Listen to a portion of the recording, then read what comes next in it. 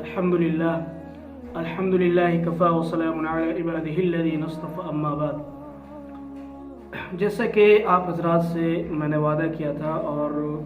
मैंने कोर्स का ऐलान भी किया था कि हम इंशाअल्लाह रमज़ान मुबारक से पहले जो है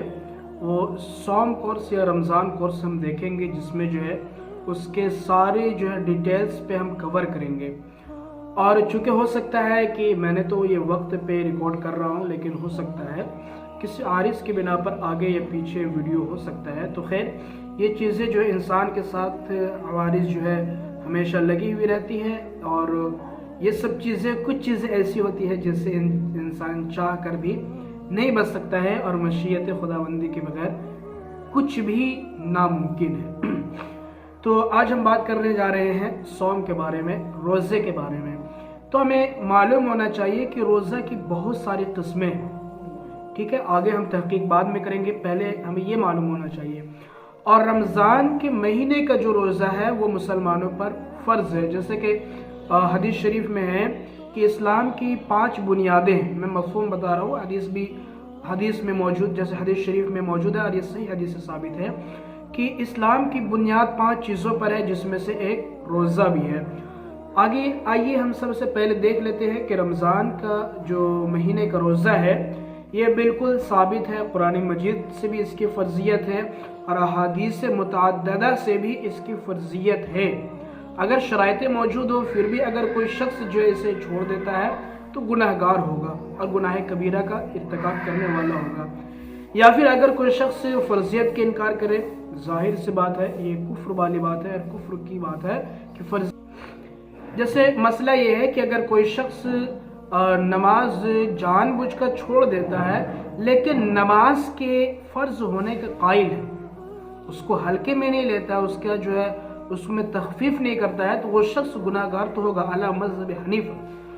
इमाम अबू हनीफ़ा के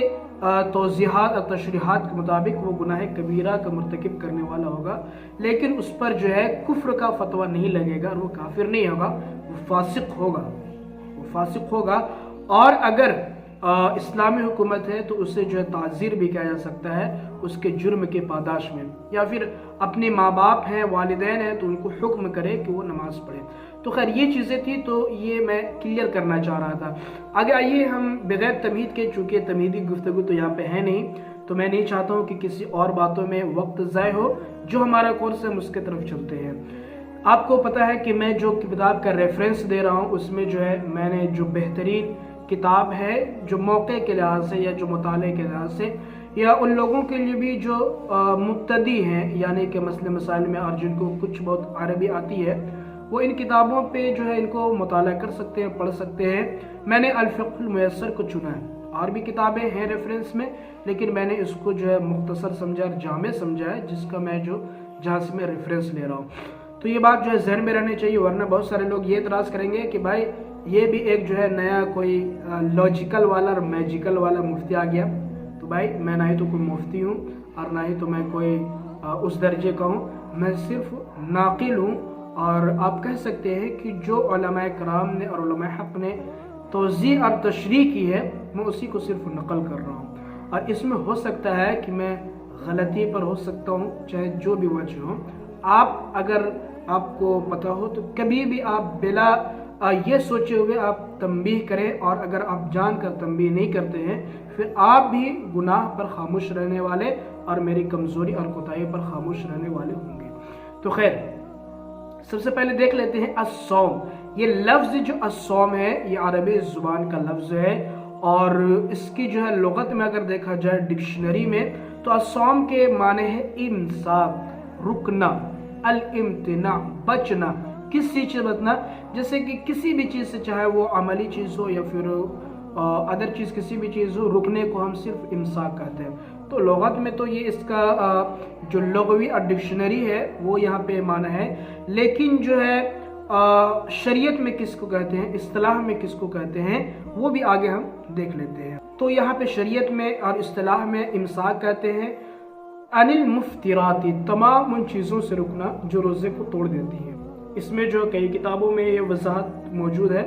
कि खाने पीने और जिमा से, ٹھیک ہے، یہ تو موٹی موٹی چیز ہے، لیکن مراد وہ تمام چیزیں ہیں جس سے روزے توڑ دیتی ہے یا جو روزے کو فاسد کر دیتی ہے، توڑ دیتی ہے، وہ تمام چیزیں سے رکنے کا نام ہے الصوم، جو شریعت میں جو مراد ہوتا ہے، ٹھیک ہے۔ اب یہاں پہ آگے دیکھ لیتے ہیں اس کی فرضیت کے بارے میں۔ تو فرضیت صوم اور روزے کی فرضیت کے بارے میں ہمیں پتہ ہے کہ رمضان کا جو روزہ ہے، رمضان کے مہینے کا، اس کو اللہ تبارک و تعالیٰ نے فرض قرار دیا ہے،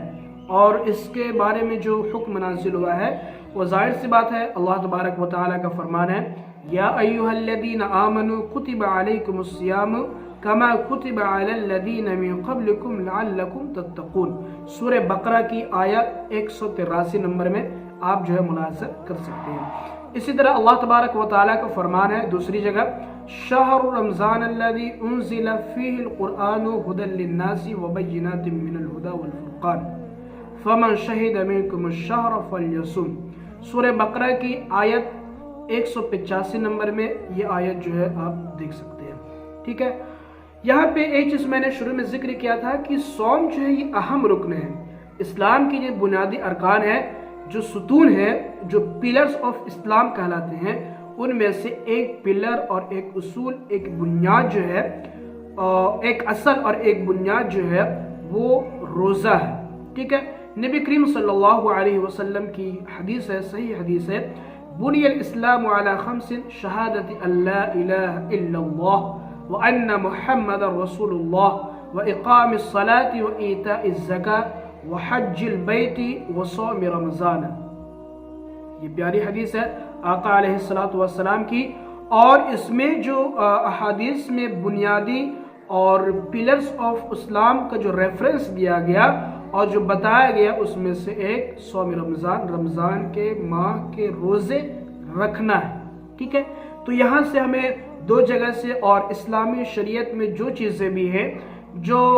بالکل اوبلیگیٹ کے درجے میں ہے، فرض کے درجے میں ہے، نیسیسری چیزیں ہیں، ان سب کے لیے ہمیں قرآن کا ریفرنس لینا ہوتا ہے، اور قرآن سے اس کا حکم کے واجب ہونے کا، فرض ہونے کی دلیل ملتی ہے، اور اس کے بعد پھر ہمیں حدیث سے، تو دو چیزیں یہاں پہ جمع ہو گئی، لہذا ثابت ہو گیا کہ اس کی فرضیت قرآن و حدیث سے ثابت ہے۔ اب اگر کوئی شخص اس کا منکر ہے تو اب ظاہر سی بات ہے، منکر کا حکم جو ہے کسی سے ڈھکی چھپی بات نہیں ہے، منکر کا حکم جو ہے یہ انکار کرنے والا، کفر کرنے والا، کفر کہتی ہے اس کو، کفر کا اصل معنی نہیں ہے انکار کرنا، اور ہر وہ چیز جس کو اللہ تبارک و تعالیٰ نے احکام میں داخل کیا، جو حکم دیا ہے، چاہے ممانعات میں سے، اپنی تعویلات کی بنا پر اسے بدل دے، اس کا انکار کر دے، وہ کفر کہلائے گا۔ خیر، آگے جو ہم بات دیکھ لیتے ہیں، تو یہ دو میں نے جو دو دلیل ہوتی ہے، اور جو دو، ایک تو ہے قرآن، اس کے بعد جو حدیث ہے، اس کے بعد اجماع امت، ہمارے پاس جو مسئلے نکالنے کے اور جو مستنبط کرنے کے طرح کے ہوتے ہیں، علماء اہل سنت والجماعت کا یہی عقیدہ ہے کہ وہ چیز یا تو قرآن میں موجود ہو یا پھر حدیث میں موجود ہو، اور قرآن و حدیث میں بھی موجود ہو، اجماع امت سے موجود ہو، یا پھر قیاس سے موجود ہو۔ یاد رہے قیاس اور اجماع امت کا یہاں پہ غلط مطلب نکالا جاتا ہے، وہ کبھی ہم اور دیکھیں گے۔ تو یہ میں نے دو دلیلیں آپ حضرات کے سامنے رکھ دی ہیں، اور اسی طرح جو ہے امت سے یہاں پہ مراد یہ ہے کہ آقا علیہ السلام سے جو فرضیت ثابت ہے، اس پر تمام امت، چاہے صحابہ کرام کی جماعت ہو یا پھر تابعین کی جماعت ہو یا تبع تابعین کی جماعت ہو، کسی نے بھی اس پر نکیر نہیں کیا، اور نہ ہی تو اس کی فرضیت کے منکر ہوئے، بلکہ تمام صحابہ کرام، تمام تابعین اور تمام تبع تابعین نے اس کے فرضیت کے اقرار کیا، اور سبھی نے روزے کا اہتمام کیا، رمضان کی فرضیت کے قائل ہے، لہذا یہ اجماع امت سے ثابت ہے۔ اب یہاں پہ کچھ لوگ کہیں گے کہ آج ایک جماعت جو اس کی فرضیت کی قائل نہیں ہے، جیسے کچھ لوگ آج ایسا کہتے ہیں کہ یہ ان کی جو اجماع قابل قبول